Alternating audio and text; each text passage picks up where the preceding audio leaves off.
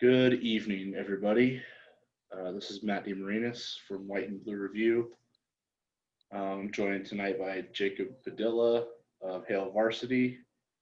It is currently 1:01 a.m. Wednesday, December 2nd, and we are up at this time because that's when we're usually up anyway. But we're going to record a little wrap-up podcast for you all on Creighton's 94-67 win over the UNO Mavericks. What would it be, yesterday now? Yeah. Jacob had to go to Lincoln to cover the Skurs, so he's back from that and looking forward to jumping back into his memory bank from this game based on the one he watched in Lincoln. Am I correct about that? Yeah, two very different styles, how the game went today. We had a certain officiating crew that rarely officiates games that are fun to watch, and it's not just because they're Nebraska games. It gets a little rough when those guys do the Creighton games as well. So that was a fun one down there. But yeah, I'm glad to be back here talking some Creighton basketball and filling some big shoes here for John Niatawa. I watched I was in and out of that Nebraska game with South Dakota, but I did notice that they teed up two players within 3 minutes of the game. Yeah. Yes. Yeah. So I don't know what the first kid got his technical for, but I know Teddy was Yeah, Saw Stanley that. Amude dunked on Thorir Thorbjarnarson and then started talking trash to him on the way back.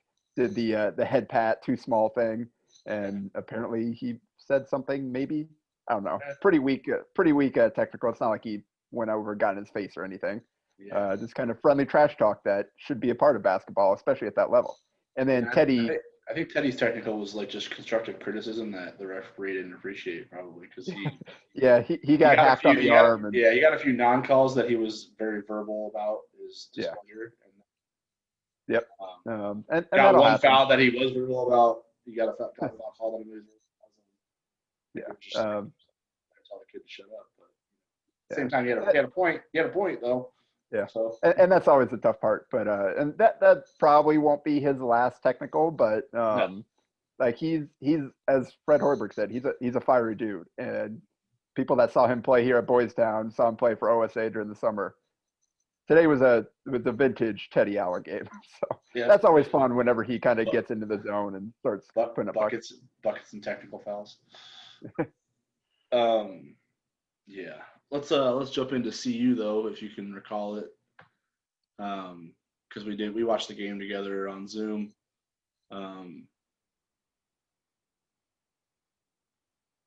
Yeah, it's just I don't know, night and day from game one, at least. Definitely in terms of the offensive end of the floor, not only with, shots falling, which I guess is the easy mark, but everything just looked more crisp.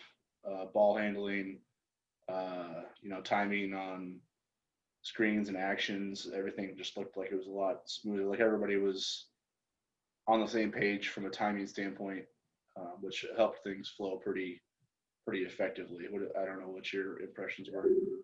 Well, what's kind of the phrase, styles make fights. You're the boxing guy, but going from North Dakota State to Omaha is very different opponent wise and what they're trying to do and how they play.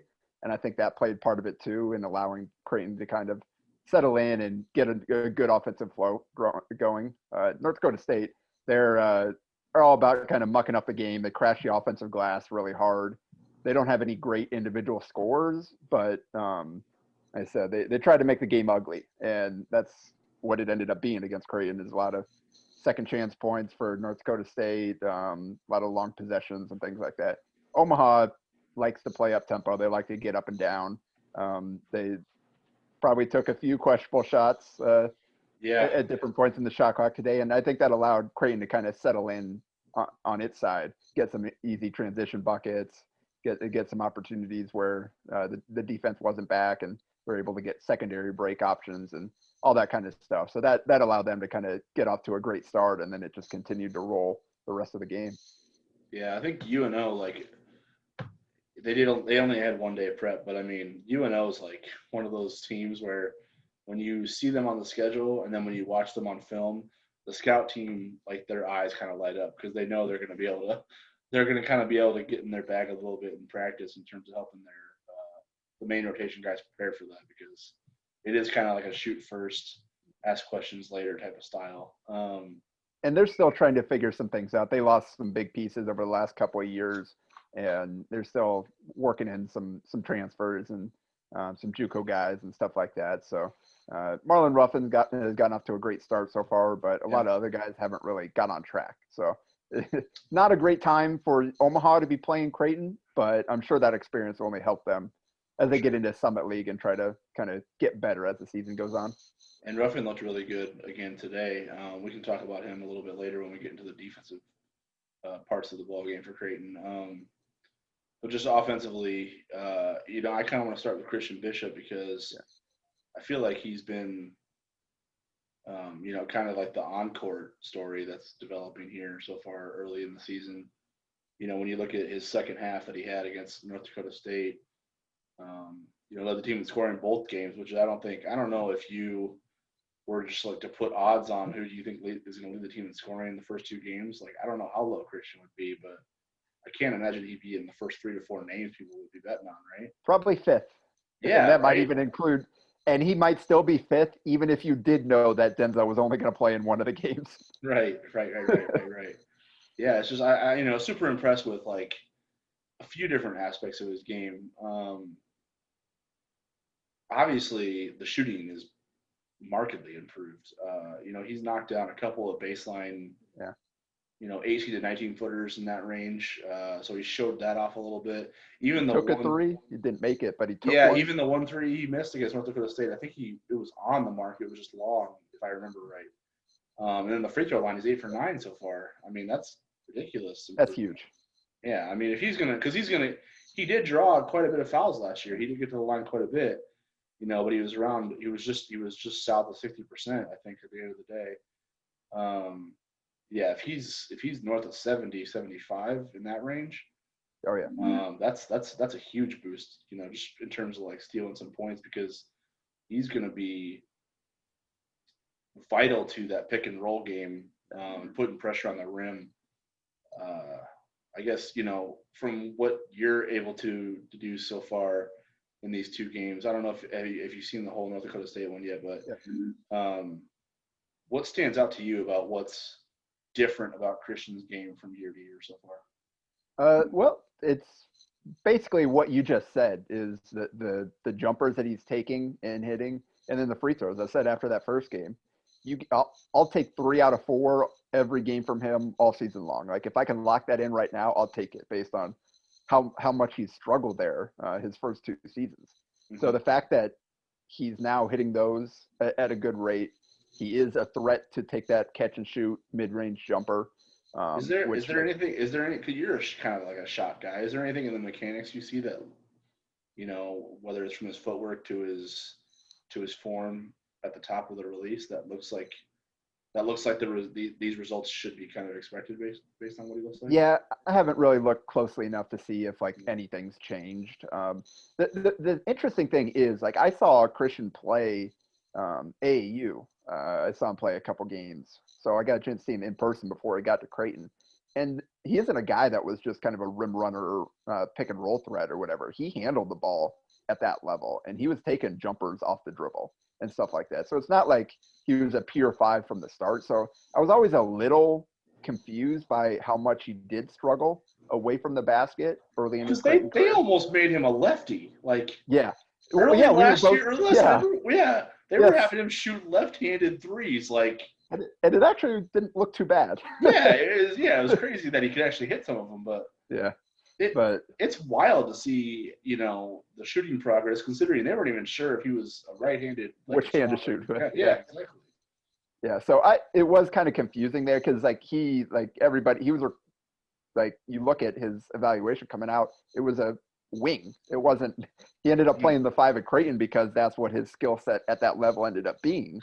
But that's not what people thought he was going to be. So now we're starting to see 2 years in, 2 and a few games in, that some of that other stuff is finally starting to click. And I know some people like talked about, oh, does this open up more 2 big lineups and things like That's that? what I was gonna ask you. Yeah. I think we need to kind of hit the brakes on that just a little bit. You notice today, so the jumper was nice, but I'm still a little hesitant about him handling the ball out on the perimeter and taking that jump shot out on the perimeter and doing a lot of the things that Creighton asks its fours to do. I don't, one, if he's being guarded by fours, it's not as much of a mismatch. And honestly, right now, he's struggling a little bit at times to beat 5s off the dribble. And you can see a lot of times it ends up whether he had to travel today. I think he had kind of the first attempt he took was kind of a wild shot off the backboard. And anytime we see him in the post, he kind of, a lot of time, it doesn't end well when he tries to create on his own. So I think the self-creation ability there still needs some work before you feel comfortable playing him real minutes in games that count other than the 5, because that takes away kind of what he's best at and as that pick and roll finishing threat. And everything he's shown right now, I think, just makes him more dangerous in that role versus points to, all right, we need to move him into a different role. So maybe that might be down the line, but right now I like the way they used him today. Yeah, but and also to that point, he's definitely undersized at the 5, but isn't he kind of like the new age college 5, right? Like, Yeah. maybe not the NBA 5. He's got to have some more length to him there, but he seems like a new, like if they're gonna do basically a 5-out offense, he's pretty much fits the mold of the 5 you want, right? Yeah, and again, he's continuing to progress towards that, and I just think where he is right now, he's so dangerous, and he can create for others out of those opportunities. I like him better as that kind of the handoff, the catch at the top of the key and take 1-2 dribbles, make a play, versus where you're handling it out, you run in the dribble weave, you're getting the ball swung to you and attacking off the bounce from the wing. Those are kind of different skill sets, and I think he's good at the former right now and has really unlocked a lot in Creighton's offense because of that. I think the latter still is kind of a work in progress. And the other end of it is the defensive end of the floor, because when you get in those 1-5 ball screens, he has the athleticism and quickness, especially his footwork, to kind of like to extend those ball screens out to the midcourt line and get back to a 5. Heck, Jess Settles in these first 2 games has started the Christian Bishop for Defensive Player of the Year nationally campaign. He said that in both games, and I'm like, wow, that is aggressive. Yeah. Do it to like the Jeremiah Robinson Earls of the world. Maybe we'll talk about. Yeah, but it does look like he's getting into that Martin Krampel range, where Martin got really effective at heating up ball screens in his junior season. It looks like Christian's on that trajectory to be another effective 5-man who can kind of be disruptive on the perimeter and still get back and recover and be somewhat of a presence at the rim and on the defensive glass, right? Yeah, for sure. And I don't know if you kind of want to transition from there, but the production, the whole center position as a whole today, they got 40 minutes of great center production, obviously starting with Christian, but he did all that in 17 minutes?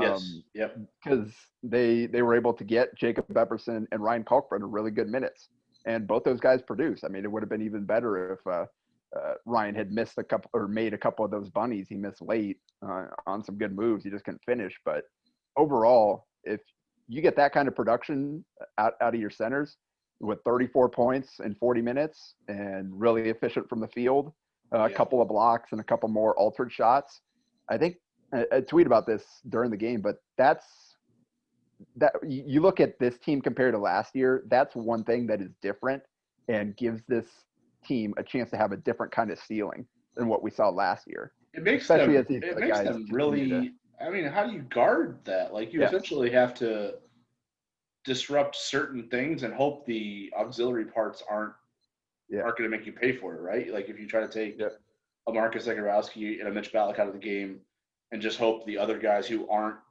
at that level of shooting prowess, like you hope they have an average night and you probably Yeah. have a chance, right? But Yep. there's just so many weapons. And And to your point about the centers, like we talked about this while we were watching the game. yeah. What Creighton's offense, from the spacing that they have, um, what it creates in that pick and roll situation, Yeah. giving centers those five players the space to catch and finish without having too much help defense crowded around them. Like, what do you see from a tactical standpoint that Creighton does really well, um, that allows them to create space on that weak side of the floor for those flip ups, where it doesn't have to be a clean catch and slam, Well, where it can kind of be, yeah. they can kind of take their time sometimes. Well, and that's the comment that I made while we were watching too, is that no matter who they throw out there, whoever's setting that screen, they all have such massive catch radiuses because Yes. they've got such good touch at redirecting the ball into the basket, even if they can't dunk it. And I think today they had more kind of redirections than actual slams today on those flip up passes. And I think a lot of it is just the tempo and the spacing and the timing and the way they move the ball, where you get the ball swung, and then in the backside, whatever you're running your screen, whatever you're doing on the backside to try to keep them distracted over there as you're already going into the ball screen. So you got guys shifting on the backside, moving from one spot to another. The defense is trying to figure out, all right, who's got what off of this action. Meanwhile, you're running that pick and roll, and if the slip's there, if they jump it, whoever has the ball, these coaches have coached these guys so well through this offense that they're such good decision makers, and they're able to kind of read the situation and know exactly where the ball is supposed to go most of the time, and they get really good looks out of it. So whether it's Balak, whether it's Zagorowski's obviously the best at it, but all of their guys that handle it out on the perimeter can make that pass. I think Denzel had a really nice pass today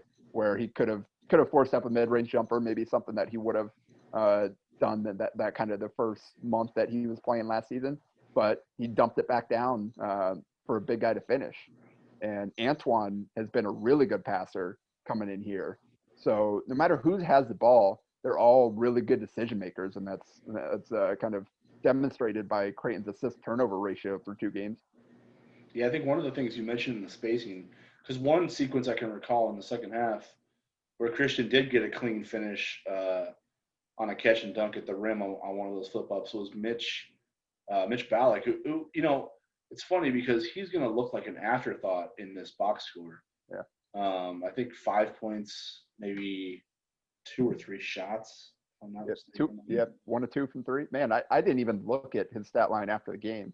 Right. So that's what I'm saying. So he's a little bit of an afterthought. But what that dude knows how to do is like something that we kind of joke about when we watch like the Warriors and Steph. Right. We talk about that like magnifying effect, where like wherever Steph's on the floor, he's dragging the majority of the defense with him because of how much space or how far out he can be a threat, right? Yeah.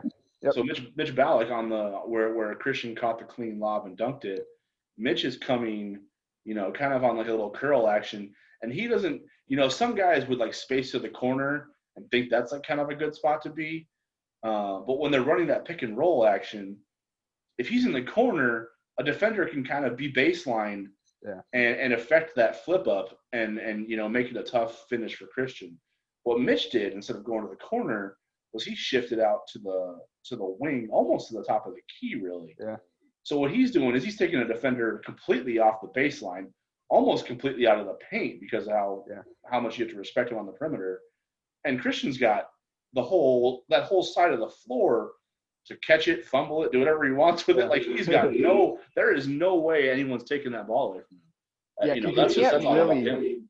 Yeah, you can't really tag him up top, and because he's going to keep rolling to the basket. So you can tag him, but it's not going to do any good. They're still going to have time. He's going to keep rolling, and then you better get back, or that's a kick to Mitch there for that 3. So there's because that's the read Marcus has. Marcus has the flip up read, and if you tag that, like you said, that means you're letting Mitch get open, which is what North Dakota State did. They tagged that flip up a lot, and they let Creighton shooters kind of have space, and they just banked on them being cold, which they were. But Marcus's read there is flip up to the rim based on what he sees on that backside action defensively, or that little kind of like over the shoulder read to Mitch where he kind of throws it back and he gets the open three, and that's it's almost like a pick your poison play when you execute it that well from a spacing standpoint. Yeah, and that's why Creighton's so potent offensively, is because all their guys are really good at their roles within this offense. Mm-hmm. Let's talk a little bit about Denzel Mahoney because you brought him up. Obviously, he was the new addition to the team today. He opted out of the first game because, I think pretty wisely. He had practice. He hadn't practiced coming out of quarantine yet. And as much as kind of everybody wants to see this team get into a rhythm as early as possible and get games in, you kind of have to be smart because, you don't want to get guys hurt just trying to force the issue. Go out there, strain a hamstring or something after. And then and that's something that it never goes away the rest of the season, basically. Yeah, exactly. And he'd been in isolation, so it's not like he just wasn't practicing. Like, he couldn't really exercise very much. So yeah, smart decision. I'm glad he was able to get those couple extra days to kind of get in the gym and loosen up, and certainly showed no signs of rust. Came out firing right away and knocked him down early. Corner three right away. I think he ended up 5 of 7. I mean, if you're 6 of 9 overall, 17 points. Yeah. In 22 minutes. So efficiency was the name of the game today for a lot of players. But to see Denzel come off of quarantine and one practice and be that efficient, that's kind of it's kind of scary to think about what he's possibly done to make himself better on the perimeter offensively and more of an impact, because obviously we all know that the question, the cloud around this team is how they're going to replace Tyshawn Alexander's value on both ends of the floor. And Denzel Mahoney was kind of a guy that everybody assumed would fill that gap. But filling that gap is harder to do. I mean, it's easier to say than it is to have someone do if they're not actively trying to make those improvements and fit that role.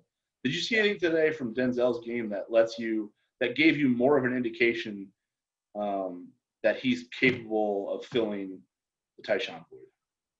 Yeah. So I did mention that pass he made earlier. I think that's and that you've talked about as well. Like, his assist turnover ratio in practice has been miles better than it was last year. Mm-hmm. And so if he's making those pass and reads in addition to knocking down the shots that makes the offense that much more dangerous, because now you really have no good option. And obviously the 5 of 7 from 3 was nice. The 1 2-pointer he made was that nice little kind of one dribble pull up from the elbow that he's so good at and likes a lot. So he's that guy that can score at all 3 levels. And Tyshawn was kind of that guy for this team last year. He wasn't necessarily dynamic with the ball in his hands and creating looks, but he was a guy that could get to that mid-range and knock down a tough shot. He could get to the rim and finish when he needed to, when the situation presented itself, in addition to shooting at a high rate from 3. So that was kind of the one question, because Mitch isn't really like, he's worked hard to add the kind of that scoop shot at the rim and some of that other stuff, but that's not really his game. Like, it's good to have a guy like Mahoney that can step in and be a little bit more of that self-creator in addition to Zagorowski. So it was good to see that. I think the biggest question that we still don't have answered today is just based on what UNO threw at him is, what does Creighton do defensively against some of the better wings that they're going to see with Kansas coming up and then in the Big East? Because we saw at the start of that North Dakota State game that starting 5 just did not come out with much fire offensively, and North Dakota State was kind of getting to the rim way too easily early in the game.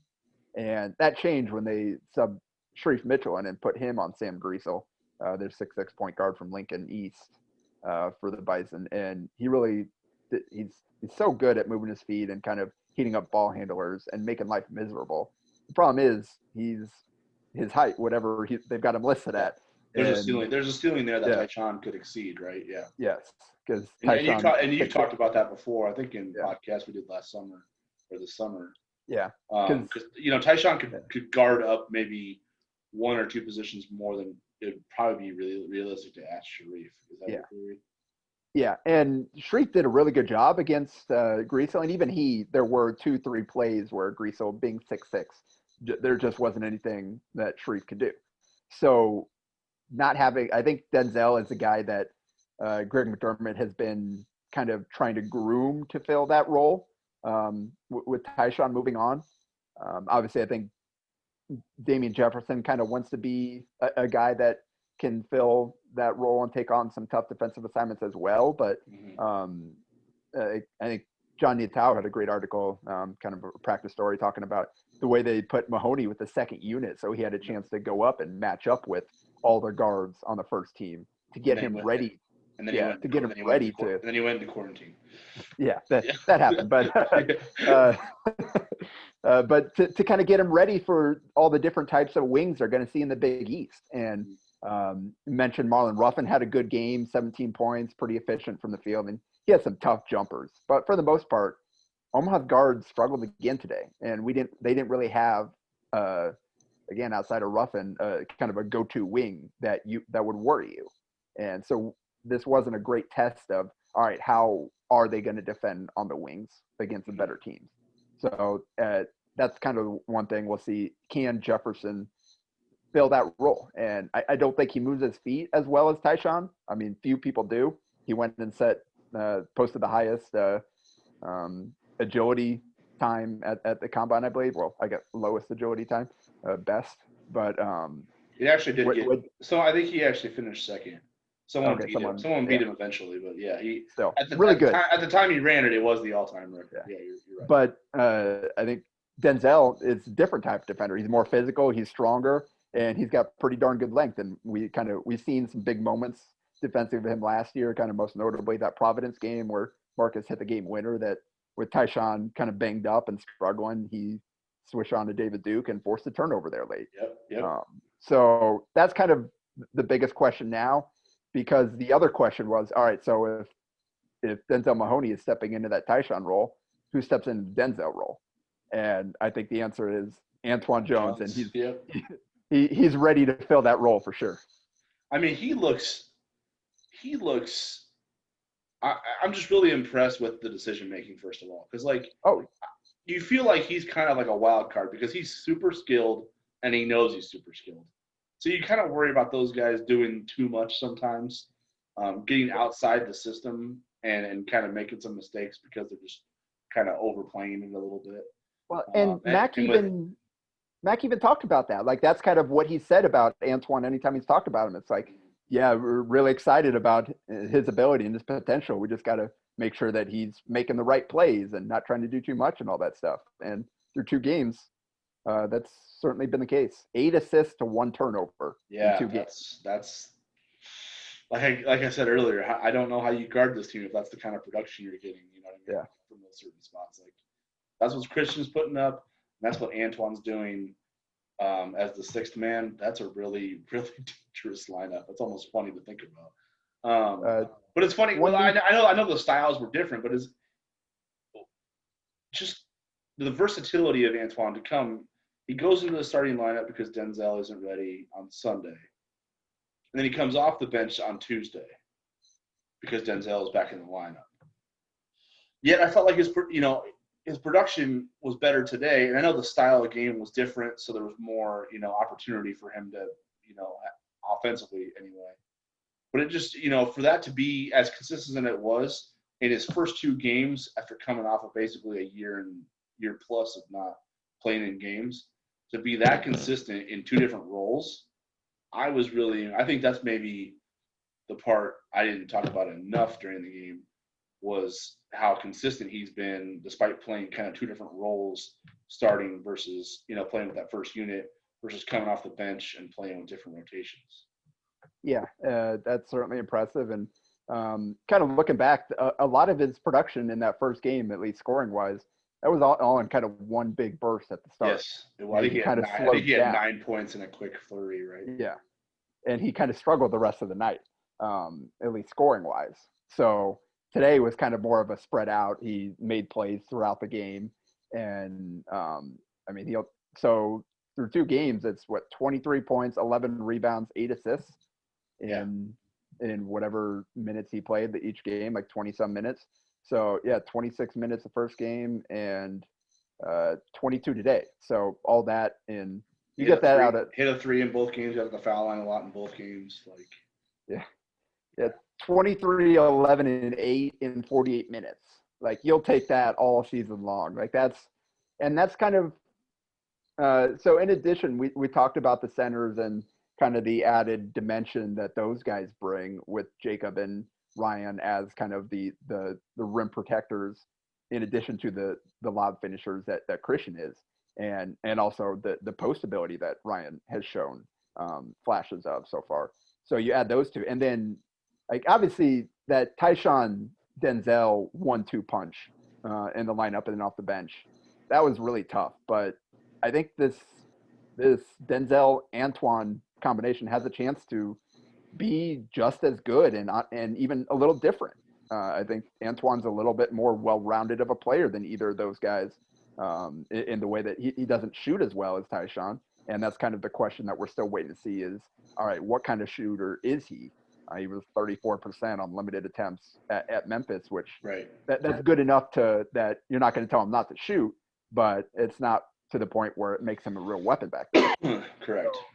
But you add kind of his versatility and then those bigs off the bench. As good as that team was, and the shooting was a big part of it, and Tyshawn's defense, I think this team has a chance to have a higher ceiling than last year's if it can kind of keep continuing to fire on all cylinders. On the big men that you brought up again, we talked about their production, but just taking Christian Bishop out of the equation. I think 23 minutes out of Ryan Cockburn and Jacob Everson.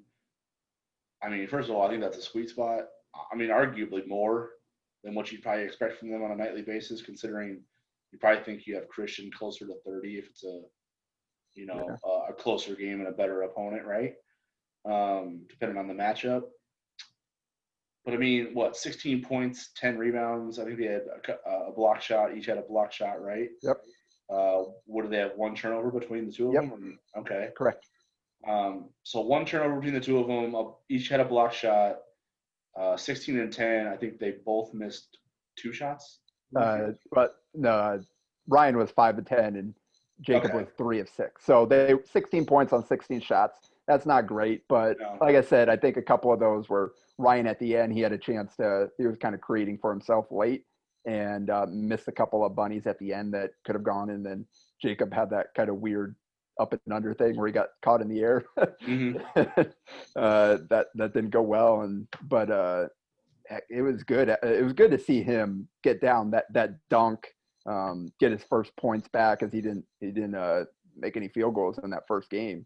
Just had a couple of nice blocks or whatever, but that's been huge from this first game. I think his bounce has looked good, all things considered. Yeah, right. He's looked good physically. Yeah. He's put on some weight, which he obviously has needed to since he got here, and he looks good. And so now you got 3 legitimate centers. Obviously, they're going to continue to keep his minutes down, but 3 minutes each half from Jacob out there as a rim protector and as a finisher, and eventually as kind of 4 spacer if he can get back to where we thought he was going to be as a shooter. Like that's going to be huge. Again, just heck, you get 3 minutes from him, 3-4 minutes from Ryan. Kind of you can go with whatever matchup works best for the game coming off the bench behind Christian. Mm-hmm. Again, that's 40 minutes of quality center production. What's the value in what it does for Creighton's ceiling overall of success to have not just capable players that can, like a 3 deep at a position as crucial as rim protection at the 5, but 3 who can do it at a pretty high level, even if they're doing it in a shorter spurt, right? Like so, Jacob's not going to be playing a 5-minute stretch, right? Like he's going to be basically giving one of the other 2 a breather so they can get back in the main rotation. You know what I mean? But at the same time, he can present, rim protection, if he's playing a 3 or 4 minute burst, it's, you know, he's got fouls to give. Yeah. As your third rotation guy. He's obviously experienced in the pick and roll game that Creighton runs, where he knows what he's supposed to do from a timing standpoint, which I thought for him was a little off in the first game, as I would expect it to be. Yeah. But was better today. Correct. In what he was able to create for himself in terms of catches near the rim. You mentioned that catch radius earlier.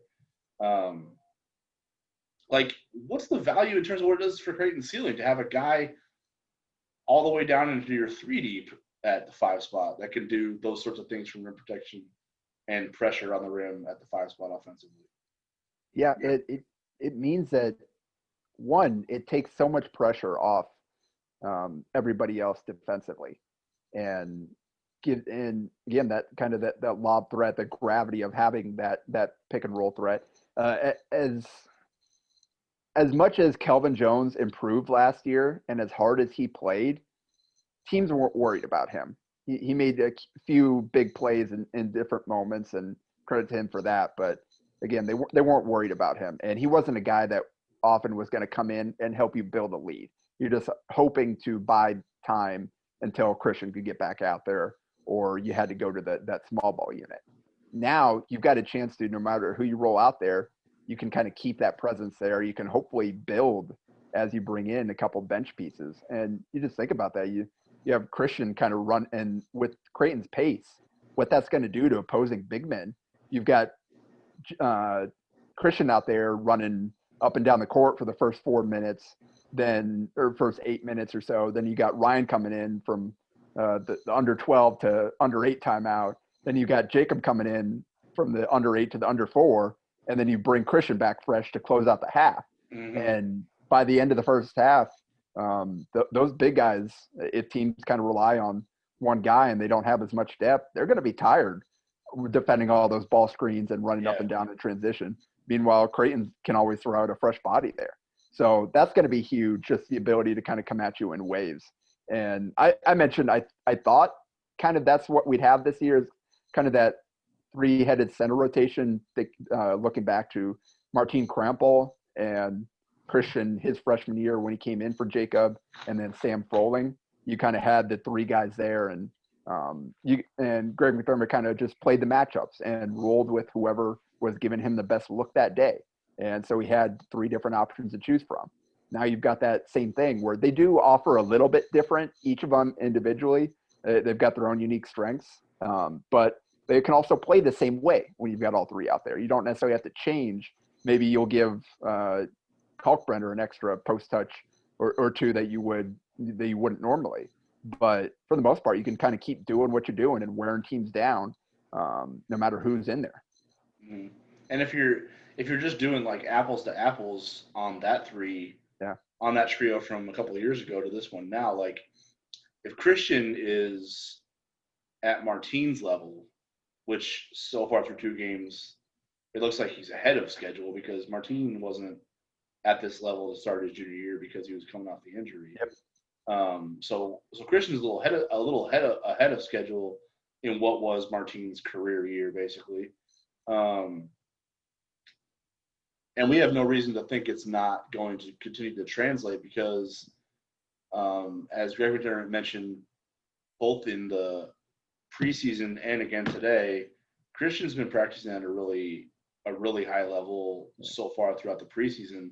And other than Sharif Mitchell, was a candidate for probably the guy who improved the most from year to year, last spring to now. And then the other thing. So if you expect that to just continue on that trajectory, he's ahead of schedule where Martin was as a junior. Ryan, as a true freshman, is probably ahead of schedule from where Sam and Christian were, right? So we'll take what Greg said. He said all 3 of the centers he have right now are playing at a higher level than Christian was at the start of last year. Right. There you go. Exactly. Yeah. And that's sophomore Christian coming off that experience from that freshman year, where he and Sam were kind of at the same level, back and forth, depending on what the matchup was after Jacob got hurt. Yeah. So you got 2 guys higher than there was last year. And then you have Jacob as an added bonus, basically, whatever he's able to give you physically on a nightly basis.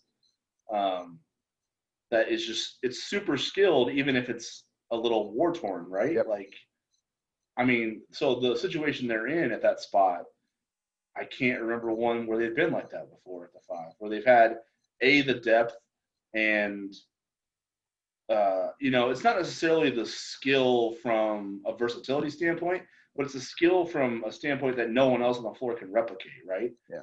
Because of the pressure they put on the rim and because of what they do to protect it on the other end, to cover up for mistakes, whether it's in ball screen coverages or dribble drives, that sort of thing. Like they're ahead. That's a group just in terms of the position that I don't know if there's a comparison to that, the way how skilled they are right now. Well, and that's the scary thing about this team, and because anything anybody ever talks about are the guards and just how good their guards are and their 3-point shooting ability, and that's kind of what everybody talks about with Creighton. And obviously that goes with the Let It Fly brand that they've done so well with and all that kind of stuff. But obviously Zagorowski and Ballack were the big names, and if people were paying even more attention, you would have heard Mahoney. And then a lot of people were really excited about Antoine and seeing what he could do. Christian was not, it was always kind of the afterthought. So now if you've got Christian being on par with those other guys, in addition to what those other guys off the bench can do, like that, this has a chance to be a really scary team if they can kind of keep this level up against better competition. Let's talk about Marcus Zagorowski real quick and then wrap up on the defensive end of the floor. Obviously, between him and Mitch in game 1, they really struggled with the outside shot. But, and it looked like Marcus got off to a little bit of a slow start in that regard again today. But then I think he hit, I think he hit like 3 out of 4 in one stretch, and the one miss was a deep one that he had to get up late in the shot clock. That was just a little long off the iron. But it looked like he made he kind of looked like more like Marcus from that aspect. And then obviously, the career high 11 assists, only 2 turnovers, which one of them we were both watching live and we were like, I don't know if that one's a Marcus turnover. Yeah. 11 assists, 2 turnovers in 29 minutes. So again, he stayed under 30. He hit some shots, and he obviously distributed the ball at a really high level, arguably the best he's ever done in his career so far. Like, what did you think out of so far day 2 out of Marcus of the season? Considering we know that his timing's not quite right compared to where it was last spring. Yeah. So the first and foremost, it was good to see those shots go down, and especially I think it was the second one where he had hit just one before. The second one on the next possession, defense didn't come out. He walked up into an NBA 3 and drained it, like top of the key. Like that's when you know. Steph Curry pull up. Yeah. That's when you know, like, all right, he's feeling it. He's feeling good right now. And if the defense isn't going to respect it, he's going to sink it in your eye. So that was kind of like, all right, he's back. This is a Marcus that we saw at the end of last year. And we talked about just how good they are at running this spread pick and roll offense. And he just picked them apart with his passes. Again, like you mentioned, career high 11 assists, and on target there was a mix of making the right play with kind of some more advanced creation. And that's kind of how you get to 11 assists, where you just kind of create a little bit on your own in addition to what the offense gives you there. So that's what makes him so special, is he's the kind of point guard that can exploit your weaknesses defensively, no matter what they are. And we've already seen a few, both games, had some really nice kind of crafty finishes at the rim. In addition to shooting the ball well in this game. And again, that kind of off the dribble pull up 3, that's kind of one of the things that is a real game changer for defenses, because it warps how you can defend teams so much. If you have to guard that guy off the dribble from 25 feet, with a head of steam, right? Because you're if you come and overplay his pull up, you're getting blown by. Yeah, it's just not humanly possible to take away both, right? Like, you'd have to be a freakishly good defender. And that's where the pick and roll becomes unguardable, is when they can score when they're so good at every option that comes out of that pick and roll. Mhm. You're picking your poison and it's going to kill you every single time. So as long as they're playing well, there's not a lot like we'll see kind of some longer defenses where they can kind of make those plays tougher, Mhm. kind of shrink those windows for making the passes and getting the shots off. But against a lot of average defenses, there's not really much they're going to be able to do, and that starts with a point guard like Marcus. So I think kind of these first few games, the biggest thing with these first few games, in addition to kind of working Antoine in and kind of figuring out what his role is, was getting Marcus back to himself. Because all this is leading up to that Kansas game, and they had a rock fight with Kentucky tonight, managed to pull that one out. But That was some ugly. You thought you watched an ugly one in Lincoln. That was a hard watch tonight. yeah, Kansas shot 30% and won.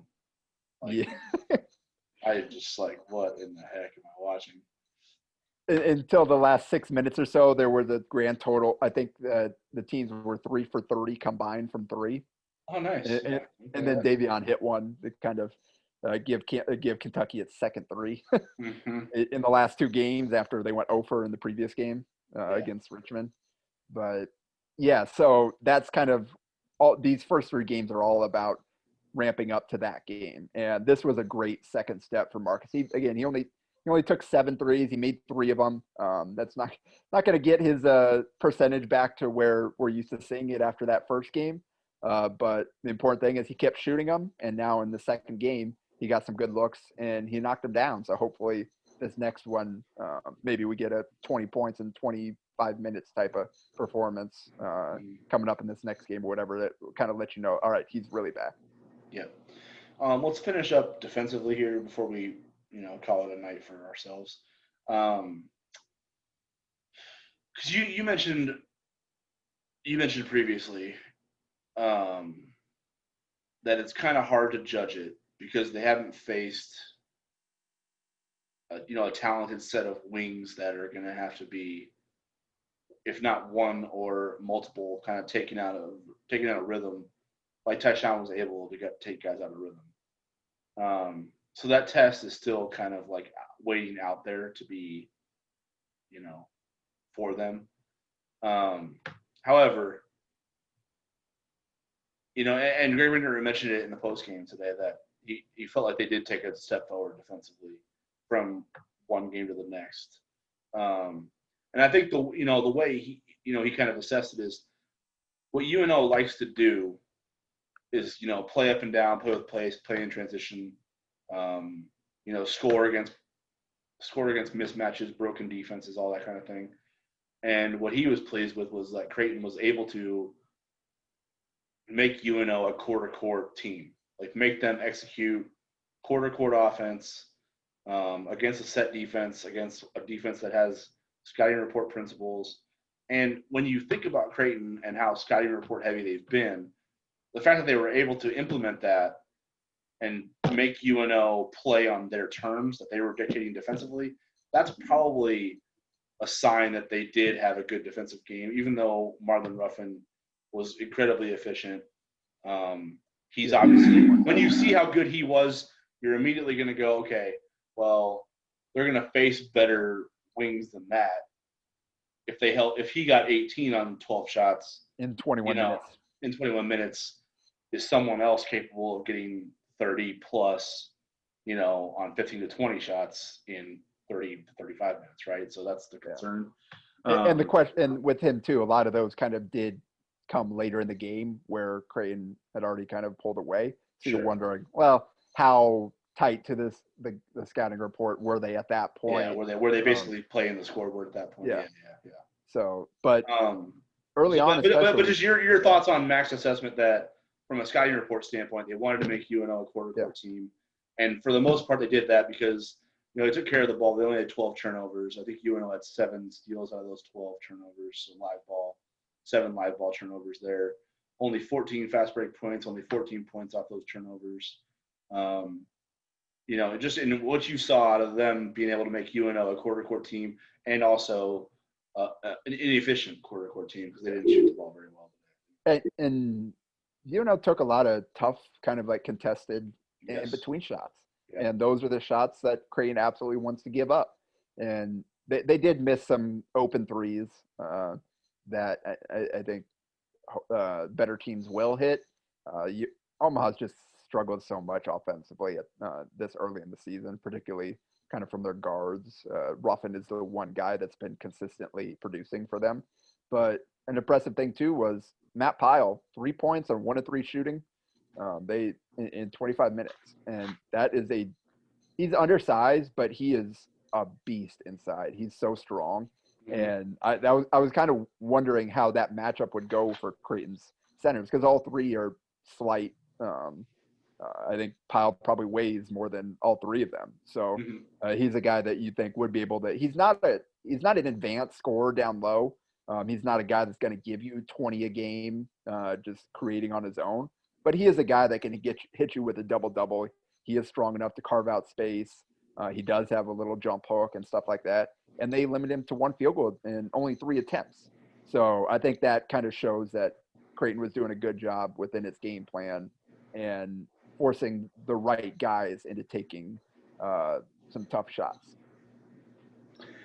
Yeah, I 100% agree, and it's going to be interesting to watch going forward because, like we've alluded to, there are questions still out there on that end of the floor. The one thing we do, we can probably add to the equation that wasn't there last year is the rim protection, being able to erase mistakes that Creighton probably didn't have the luxury of making at any point last year, right? Because if they're not on their game in terms of what they allow to get into the paint, they probably weren't protecting it very well at that point, at any point last year. This year, there's a little bit of margin for error, a little bit more margin for error there in terms of if they get beat, on a certain directional drive or, make a mistake in coverage, that there is something either with Christian, Jacob, or Ryan on the floor that can help either erase those mistakes entirely or make those shots still difficult to finish once they get to that point of the floor. So that is an element of the defense that, will probably have more to say in terms of how good they are on that end of the floor, even if they're not as high end on the perimeter like they were last year. So that'll be worth watching for sure. But yeah, I do appreciate you hopping on. I know it's late, for everyone on the earth. But we did knock this out short of clock, so I think that's a good goal to finish on. It does sound like I'll have a little bit of a revolving door based on just the circumstances we're dealing with right now. So I do hope, to have you back on for sure because I love your insight and your basketball mind and, just chatting with you in general. But, I do appreciate you hopping on, coming back from Lincoln and, jumping back into the memory bank to recall what you saw from Creighton today. So I appreciate it, man. Thanks for having me. It's always fun talking Jays basketball. Yeah, for sure, right? Wish you were recovering it. All right, buddy. Be well. Talk to you soon.